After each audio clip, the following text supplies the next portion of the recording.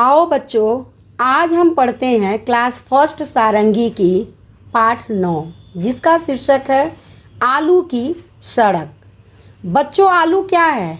आलू एक सब्जी है। सड़क क्या है? जिस रास्ते पे हम चलते हैं वो सड़क होता है। एक भालू था, उसे नानी के घर दूर जाना था। रास्ते में खाने के लिए भालू ने बोरा भर आलू पीठ पर रख लिए। एक भालू है जिसे अपने नानी के घर जाना है। तो बच्चों, हम गर्मी की छुट्टियों में कहाँ जाते हैं? नानी के घर। नानी के घर तो हम खूब मस्ती करते हैं और वहाँ हमें स्वादिष्ट पकवान खाने को मिलता है। ठीक उसी तरह जो भालू है वह एक बोरा लिया और उसमें आलू भर लिए और अपने पीठ पर लाद कर घर से निकल पड़ा। पर बोरे में तो छेद था।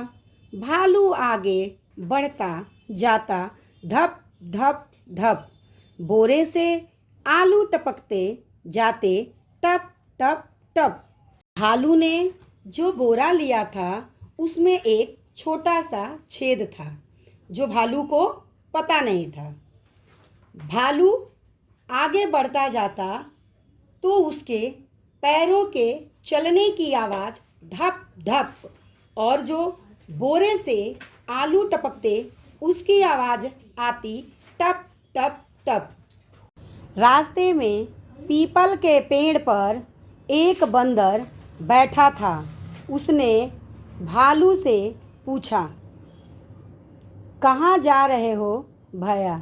लेकिन उत्तर में बंदर ने बस धप टप धप टप धप टप ही सुना। बंदर जो था वह एक पीपल के पेड़ पर बैठा था। उसे भालू के बारे में जानने की बहुत जिज्ञासा उत्पन्न हुई। उसने भालू से पूछा, कहाँ जा रहे हो भैया? पर भालू ने कोई जवाब नहीं दिया, क्योंकि भालू जब चलता तो उसके पैरों की आवाज़, लेकिन भालू को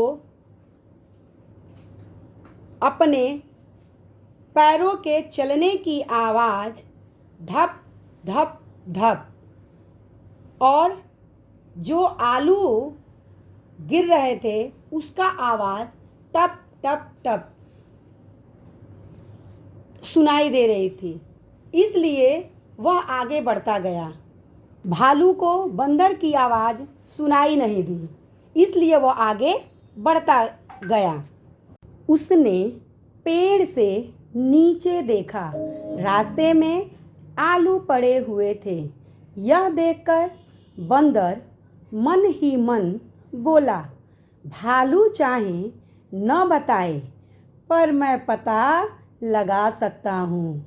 वह खुश होकर पेड़ से नीचे उतरा। बच्चों, यहाँ बंदर जो था वो अपने चतुराई से यह पता लगाना चाहता था कि भालू कहाँ जा रहा है। उसने मन ही मन में बोला कि भालू चाहे मुझे बताए या न बताए पर मैं पता लगा सकता हूँ। वह खुश होकर पेड़ से नीचे उतरा और आलू का पीछा करते करते चल पड़ा। बातचीत के लिए बंदर ने कैसे पता लगाया होगा कि भालू कहाँ जा रहा है? तो बच्चों, बंदर ने कैसे पता लगाया कि भालू कहाँ जा रहा है? रास्ते में पड़े हुए आलूओं को देखकर। भालू ने बंदर को कोई उत्तर क्यों नहीं दिया होगा? तो बच्चों, भालू ने बंदर को कोई उत्तर क्यों नहीं दिया होगा?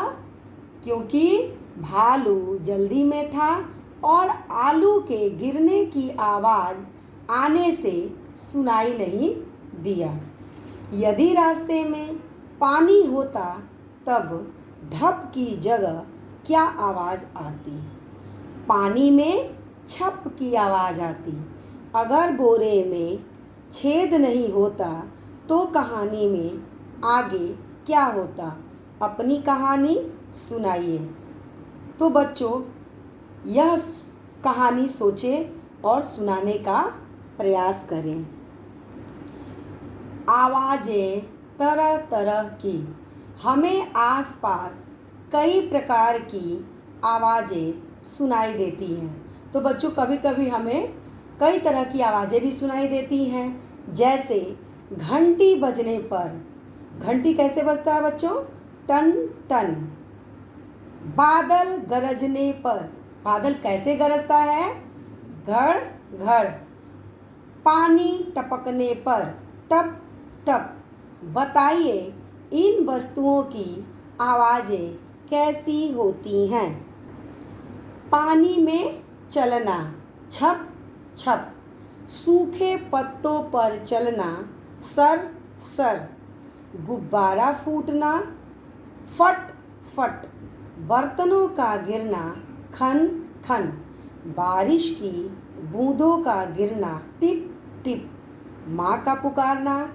तो बच्चों, आप बताइए आपकी माँ आपको कैसे बुलाती हैं, कैसे पुकारती हैं? आप हमें कमेंट बॉक्स में लिखकर ज़रूर बताएं। सही उत्तर चुनकर लिखिए। बंदर कौन से पेड़ पर बैठा था? पीपल, बेर। तो बच्चों, बंदर कौन से पेड़ पर बैठा था? पीपल के पेड़ पर। भालू कहाँ जा रहा था? भालू कहाँ जा रहा था? नानी के घर, दादी के घर। तो बच्चों, भालू कहाँ जा रहा था? नानी के घर। भालू ने बोरे में क्या रखा था? तो बच्चों, आपको तो पता था कि भालू ने बोरे में क्या रखा था? आलू, मूली। तो बच्चों, बोरे में क्या रखा था भालू ने? आलू। नीचे दिए गए चित्रों को वाक्यों के साथ जोड़िए। भालू ने बोरा भर आलू पीठ पर रख लिए। पीपल के पेड़ पर बंदर बैठा था। रास्ते में आलू पड़े हुए थे। शब्दों का खेल। प्रश्न नंबर 1। ब से शुरू होने वाले शब्दों को पहचानिए, अनुमान लगाकर पढ़िए और लिखिए।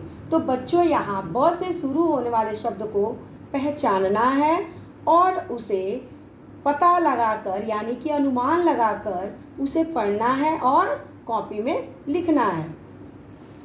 जैसा पहला यहाँ चित्र दिया है, जलेबी, जलेबी। तो पहला अक्षर किससे शुरू हुआ है? ज से। डमरू, डमरू। इसमें भी पहला अक्षर किससे है? ड से। तारा, तो इसमें पहला अक्षर क्या है? त।